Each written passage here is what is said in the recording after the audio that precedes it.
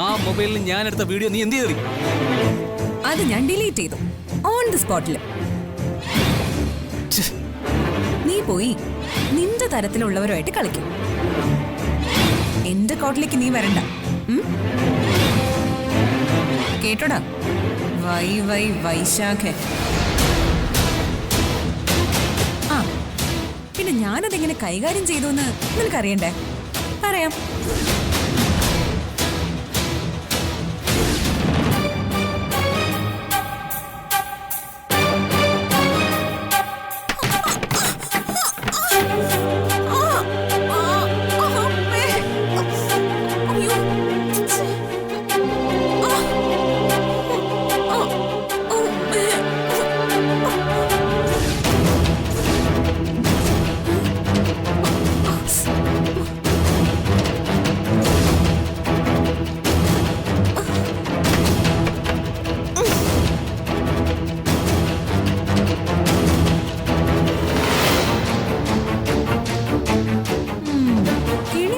ാണല്ലേ?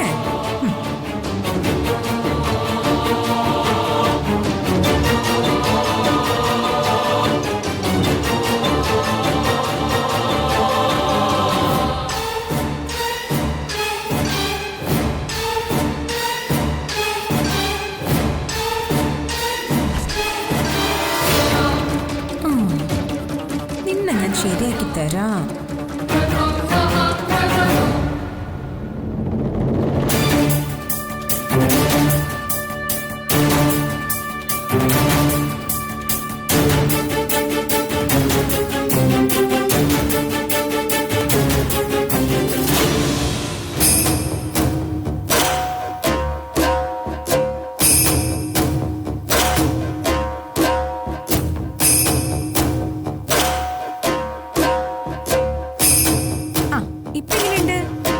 എന്നോട് കളിച്ചാലേ ഇങ്ങനെ ഇരിക്കും.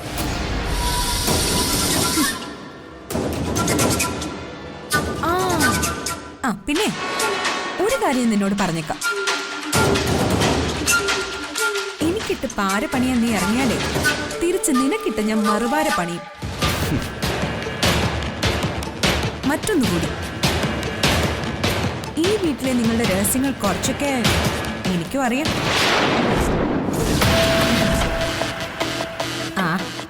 എന്തെങ്കിലും രഹസ്യങ്ങളുണ്ടെങ്കിൽ അവൻ വെറുതെ ഞെട്ടട്ടെ.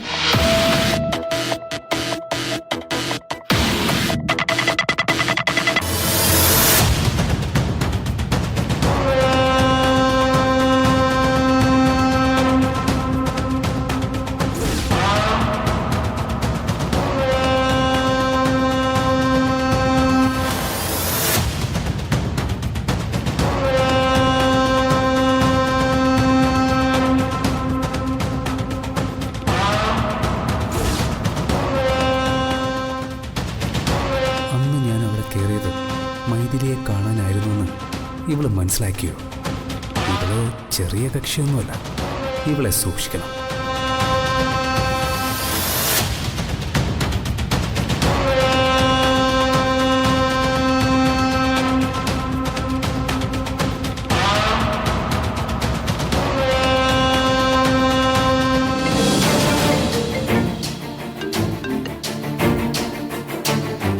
ഹലോ, ഞാനാ ദേവി, ജയറാം.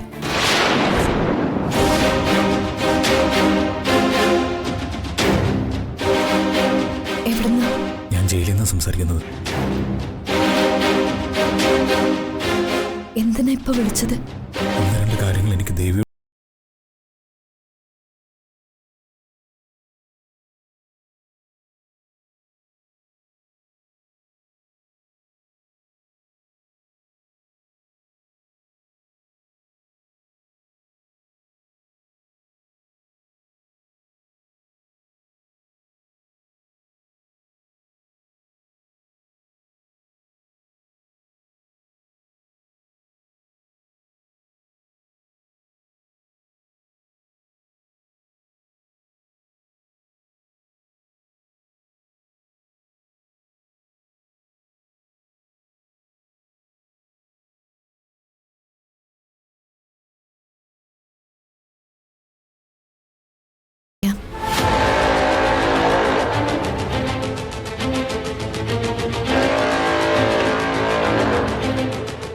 ആരായിരുന്നു ഫോണില്?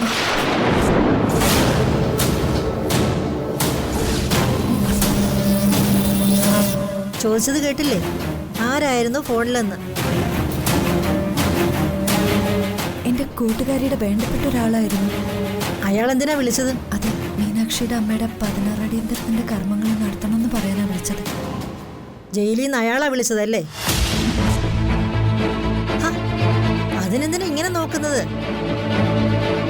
അവളെ ഒരു പ്രത്യേക സാഹചര്യത്തിൽ നിനക്ക് ഏറ്റെടുക്കേണ്ടി വന്നത് അവളുടെ അച്ഛൻ ജയിലിലായിരുന്നുകൊണ്ടാണെന്നല്ലേ നീ പറഞ്ഞത്? ആ, അതെ. എന്നിട്ട് നീ എന്ത് തീരുമാനിച്ചു? കർമ്മങ്ങൾ നടത്തുന്നുണ്ടോ?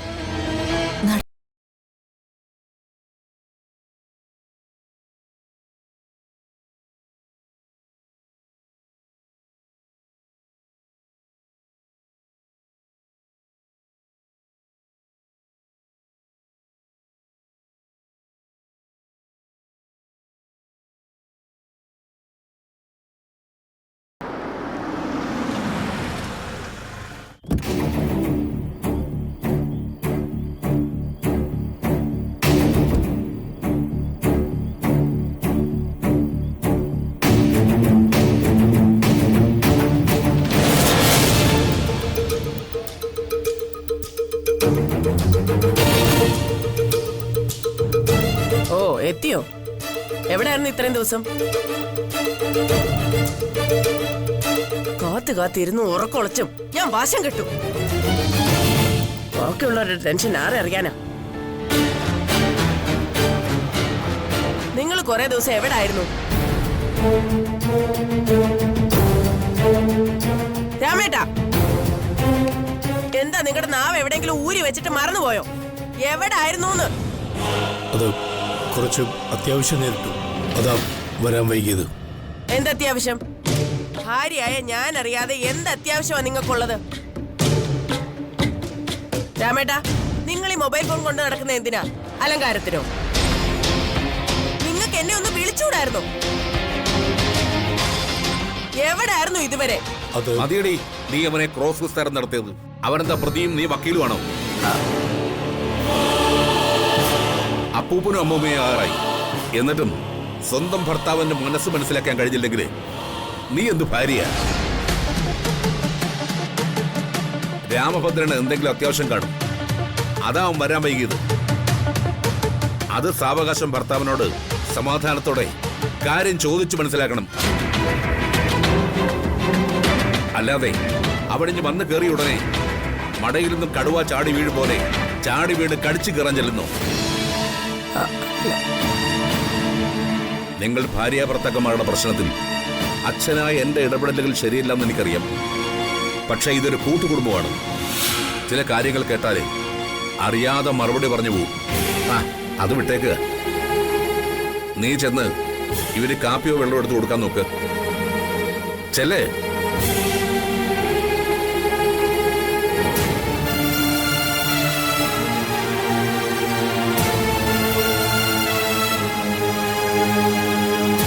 മോനെ, നിന്റെ മനസ്സിപ്പോ ഒരു തിളയ്ക്കുന്ന കടലാണെന്ന് എനിക്കറിയാം.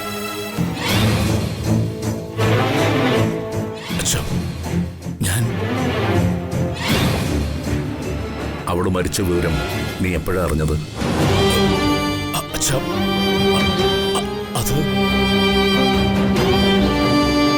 വേണ്ട, പറയണ്ട. അതൊന്നും ഇവിടെ തൽക്കാലം ആരോടും വിശദീകരിക്കാനും പോണ്ട. മോനെ രാമഭദ്ര, ചില അപ്രിയ സത്യങ്ങൾ തൽക്കാലം നമ്മൾ മനസ്സിലടക്കി വെച്ചേ പറ്റൂ. അത് പലരുടെയും മനസ്സമാധാനം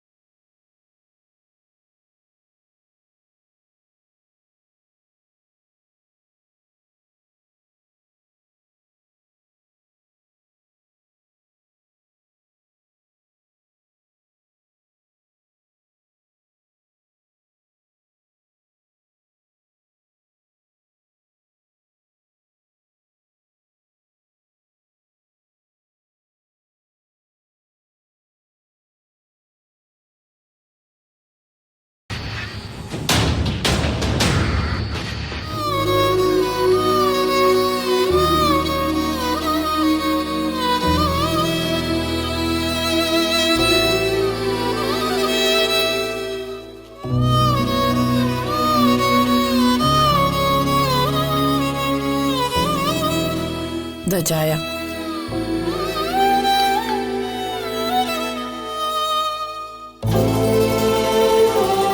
അച്ഛനിടയ്ക്ക് വന്ന് കയറിയത് കൊണ്ടാ ഞാൻ അവിടെ വെച്ച് നിർത്തിയത്. പക്ഷേ ഞാൻ നിങ്ങളുടെ ഭാര്യ, എനിക്ക് കാര്യം അറിയണം. കഴിഞ്ഞ കുറെ ദിവസങ്ങളായിട്ട് രാമേട്ടൻ എവിടെയായിരുന്നു?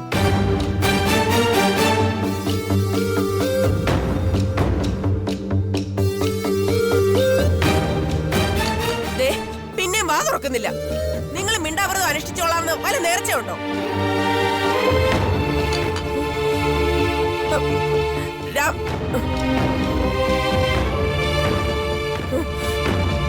അപ്പൊ ഇതിന്റെ അകത്ത് എന്തോ കാര്യമുണ്ട്. നിങ്ങൾ മിണ്ടാത്തതാ. എന്നോട് ഒളിച്ചുകളി നടത്തിയേക്കാവുന്ന നിങ്ങൾക്കുണ്ടെങ്കിൽ അത് നിങ്ങളുടെ മണ്ടത്തരവാ.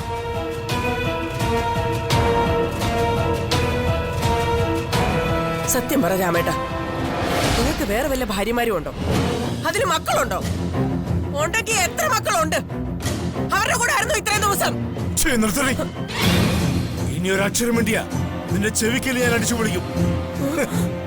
അവള് പോലീസ് മുറിയിൽ എന്നെ ചോദ്യം ചെയ്യുന്നു എന്ന് വെച്ചാൽ ഞാനൊരു 4ാം കിട ക്രിമിനൽ അല്ലേ?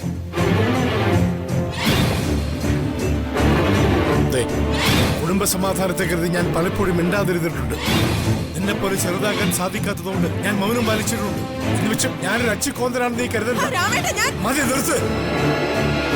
ഇത്ര നാൾ ഒരുമിച്ച് ജീവിച്ചിട്ടും എന്റെ ഇടനെഞ്ചിലാണ് നിന്റെ സ്ഥാനമെന്നറിഞ്ഞിട്ടും എന്നെ മനസ്സിലാക്കാത്ത നീ ഒരു ഭാര്യയാണോടി? അതെ, അത് തന്നെ എന്റെ അവകാശം, ഭാര്യ എന്ന അവകാശം. അതുകൊണ്ട് നിങ്ങൾ പറയണം, നിങ്ങൾ എവിടെയായിരുന്നു? എനിക്കിപ്പോ പറയാൻ മനസ്സില്ല. ആ, നീ എന്താ ചെയ്യുന്നത്? ഞാനൊന്ന് കാണട്ടെ. ഇറങ്ങടി വെളിയിൽ. ഇറങ്ങാൻ നിന്നെ പോലെ നീ അക്ഷരം വേണ്ട. എനിക്ക് പൊടി.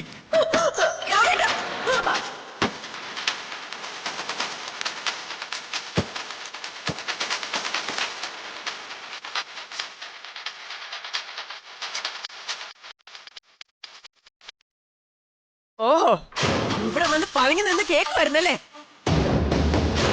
മനപ്പൂർവ്വം ഒന്നും കേൾക്കാമെന്നല്ല സാവിത്രി. ഇതുവഴി വന്നപ്പോ വഴക്ക് കേട്ട് അറിയാതെ നിന്ന് പോയതാ. ഇതൊക്കെയാണല്ലോ പണ്ട് മുതലേ നിന്റെ ശീലം. രാമേട്ടൻ പുറത്തു പോയി എന്തെങ്കിലും ടെൻഷനോടെ തിരികെ വരുമ്പോ എന്തിനാ സാവിത്രി ഇങ്ങനെ വഴക്കിന് പോകുന്നത്? നിന്റെ നിർദ്ദേശം ഉപദേശം ഒന്നും ഇങ്ങോട്ട് വേണ്ട. അതൊക്കെ ചെലവാക്കേണ്ടടുത്ത് പോയി ചെലവാക്കിയാ മതി. എന്റെ ഭർത്താവിനോട് എങ്ങനെ സംസാരിക്കണമെന്ന് എനിക്ക് നന്നായിട്ട് അറിയാം. അതൊന്നും നീ എന്നെ പഠിപ്പിക്കാൻ നിൽക്കണ്ട. നീ വലിയ ഉപദേശിയായിട്ടാണല്ലോ നിന്റെ ഭർത്താവായ എന്റെ ഏട്ടൻ എന്റെ നാത്തൂനെ കൊണ്ട് പോയത്. സ്വന്തം ഭർത്താവിനെ സംരക്ഷിക്കാനും സൂക്ഷിക്കാനും കഴിയാത്ത നീയാണോ എന്നെ ഉപദേശിക്കാൻ വരുന്നത്?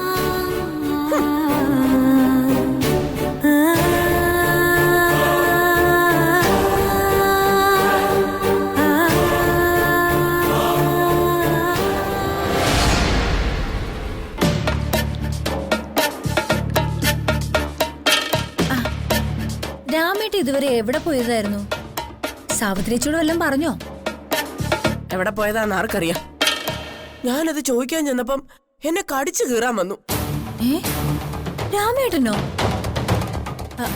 അമ്പടാ, കൊള്ളാലോ. രാമേട്ട അങ്ങനത്തെ സ്വഭാവമൊക്കെ ഉണ്ടോ?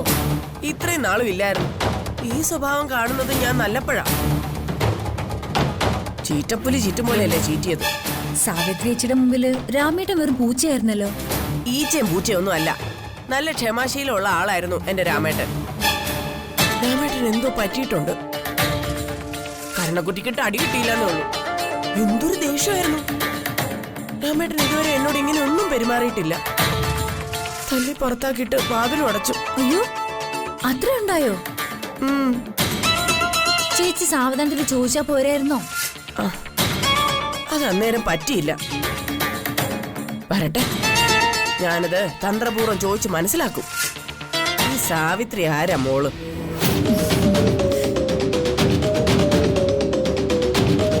രാമേട്ടൻ എന്നെ തള്ളി പുറത്താക്കിയപ്പോഴേ ഞങ്ങളുടെ മുൻവാതിക്കൽ ഒളിച്ചു നിന്ന് കേൾക്കുന്നു മറ്റൊരാള്. മറ്റൊരാളോ? ഏതവനവൻ? അവനല്ല, അവള്. ഇവിടത്തെ കഥാനായികയായിരിക്കും. അച്ഛന്റെ അമ്മയുടെ മാനസപുത്രി. അവള് തന്നെ. ഞാൻ ശരിക്കും പറഞ്ഞിട്ടുണ്ട്. വിടരുത്, പറയണം. നമ്മുടെയൊക്കെ തോളത്ത് ചവിട്ടിയാ അവള് മേലോട്ട് കയറി പോന്നു. ഇനി എന്റെ തോളത്ത് ചവിട്ടാൻ വന്നാലേ ഓണി ഞാൻ പാലും വെള്ളത്തിൽ കൊടുക്കും. ചേച്ചി, രാമേട്ടൻ എവിടെയായിരുന്നു? വല്ലതും പറഞ്ഞായിരുന്നോ? ഇവിടെ ആ കഥ പറഞ്ഞോണ്ടിരിക്കുകയായിരുന്നു ഞങ്ങള്. രാമേട്ടൻ ഒന്നും പറഞ്ഞില്ലടാ. കഴിഞ്ഞ 2-3 ദിവസമായിട്ട് രാമേട്ടന്റെ മൊബൈൽ സ്വിച്ച് ഓഫ് ആയിരുന്നു. അതും ശരിയാ. സാധാരണ നിന്നോടെങ്കിലും പറയാറുണ്ടല്ലോ രാമേട്ടൻ എവിടെയെങ്കിലും പോവുകയാണെങ്കിൽ. ഉവ്വ്, ദൂരെ എവിടെയെങ്കിലും പോവുകയാണെങ്കിൽ എന്നോട് പറയുമായിരുന്നു. പക്ഷേ ഇക്കാര്യം മാത്രം മിണ്ടിയിട്ടില്ല. ഞങ്ങളുടെ കല്യാണം കഴിഞ്ഞിട്ട് വർഷം 30 കഴിഞ്ഞു. ഇത്രയും കാലമായിട്ട് രാമേട്ടൻ എന്നെ ഇങ്ങനെ പിരിഞ്ഞു നിന്നിട്ടില്ല. എന്നോട് പറയാതെ പോയിട്ടുമില്ല. ഇതിലെന്തോ ഒരു കാര്യമുണ്ട്. അത് കണ്ടെത്തിയേ തീരൂ.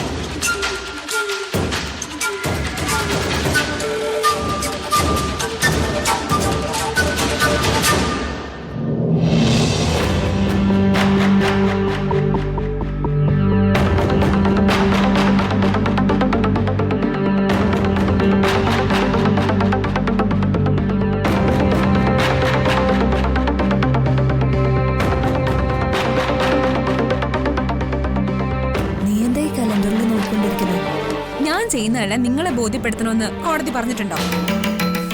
എന്ത് ചോദിച്ചാലും ചാടിക്കടിക്കുന്നതാണല്ലോ നിന്റെ സ്വഭാവം. നീ ഈ കലണ്ടറിൽ നോക്കി മന്ത്രവാദികളെ പോലെ എന്തൊക്കെയോ പറയുന്ന കണ്ട് ചോദിച്ചു പോയതാ കൊച്ചെ. അതിന്റെ പേരിൽ നീ ഇങ്ങനെ ദഹിപ്പിക്കുന്ന നോട്ടം നോക്കണ്ട. ഞാനേ കൊച്ചൊന്നും അല്ല. ആ എന്നാ അത് പോട്ടെ. നീ കിളവിയ സമ്മതിച്ചു. ഓഹോ, കളിയാക്കി വിളയുകയാണല്ലോ. ഇത് മുകളിലോട്ട് ഒഴിയാൻ വയ്യ, താഴോട്ട് ഒഴിയാൻ വയ്യ. എന്താ പറഞ്ഞത്? പോട്ടെ എന്റെ പൊന്നെ, വിട്ടേക്ക്. അതെ, ഞാൻ കലണ്ടറിൽ നോക്കിയത് എന്റെ അമ്മയുടെ ബാക്കി ബലികർമ്മങ്ങൾ എന്ന് നടത്തണമെന്ന് അറിയാൻ വേണ്ടിയാ. ഓ അതാണോ? നീ ആക്കാര്യം ഓർത്ത് ടെൻഷൻ അടിക്കണ്ട. അതൊക്കെ നമുക്ക് ഭംഗിയായിട്ട് നടത്താം. അതിന് നിങ്ങളുടെ സഹായമൊന്നും ആവശ്യമില്ല. എനിക്കറിയാം അതെങ്ങനെ നടത്തണമെന്ന്. എന്നാൽ അങ്ങനെ ഞാനൊന്നും പറഞ്ഞിട്ടുമില്ല, നീ കേട്ടിട്ടുമില്ല. പോട്ടെ. ഇവിടെ കായംകുളം ആൾ. അതെ, നിങ്ങൾ എന്താ പറഞ്ഞത്? ഞാനൊന്നും പറഞ്ഞില്ലല്ലോ. കായംകുളമെന്നോ വാളെന്നോ? ഓ അതാണോ?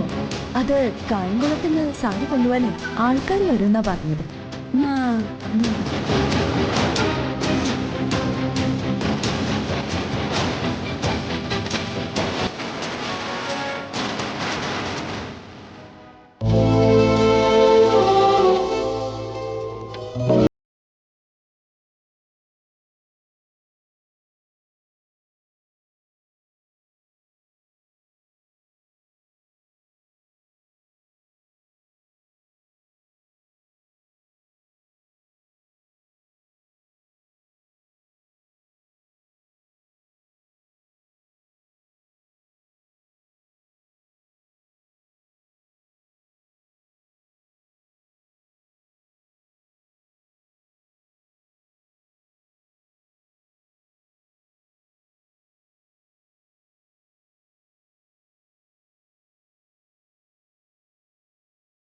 ഒന്നുമല്ല, നിർബന്ധിക്കരുത്.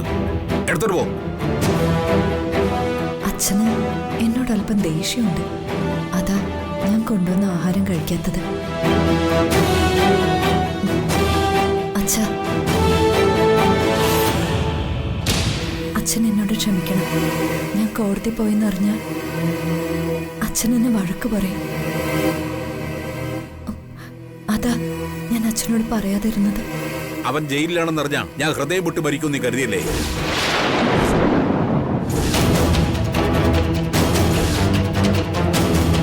അവൻ കമ്പി എണ്ണുമായിരുന്നെന്ന് നിനക്കറിയാമായിരുന്നു അല്ലേ?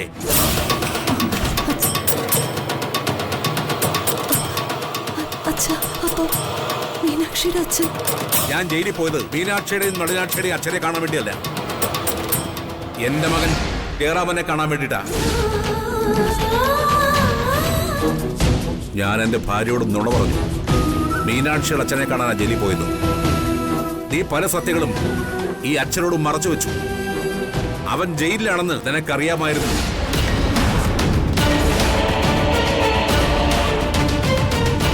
ഞാൻ അവനെ കാണാൻ പോയത് എന്റെ മനസ്സ് സമ്മതിക്കാഞ്ഞിട്ടാണ്. പിതൃശാപവും മാതൃശാപവും ഒരുമിച്ചേറ്റവന് ഒരിക്കലും തന്നാവില്ല. അമ്പലത്തുളസി പോലൊരു പെണ്ണിന്റെ ജന്മം തുളച്ച ദ്രോഹി, അച്ഛാ അവിടെ സ്വപ്നങ്ങൾ തൂക്കിവിറ്റ മഹാദ്രോഹി. നിന്റെ കണ്ണീരിൽ അവൻ മുങ്ങിച്ചാകും. അച്ഛാ മതി, ഇനി ശപിക്കരുത്. എന്തിനാ ചെറിയ കൊത്തിരിഞ്ഞ് മാറ്റിയവനോട് ഇപ്പോഴും നിനക്ക് സഹതാപം? ദേ, ഇപ്പൊ കൂടെ കൂടിയ മറ്റൊരു പെണ്ണിനെയും അവൻ കൊന്നിരിക്കുന്നു. അച്ഛാ വേണ്ട, നീ അവനെ ശുദ്ധീകരിക്കാൻ ശ്രമിക്കണ്ട. ഈ കുടുംബത്തിന്റെ സന്തോഷം ഇല്ലാതാക്കാൻ അവൻ. എനിക്കിതിനോട് ദേഷ്യമില്ല. കൊല നടത്തിയ ജയിലിൽ പോയതിനെ കുറിച്ച് നീ എന്തുകൊണ്ട് എന്നോട് പറഞ്ഞില്ല?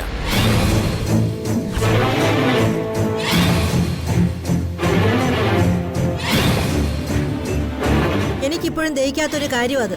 നിങ്ങൾ എന്തിനാ മീനാക്ഷിയുടെ അച്ഛനെ കാണാൻ ജയിലിൽ പോയത്? അയാളും നമ്മളും തമ്മിൽ എന്താ ബന്ധം?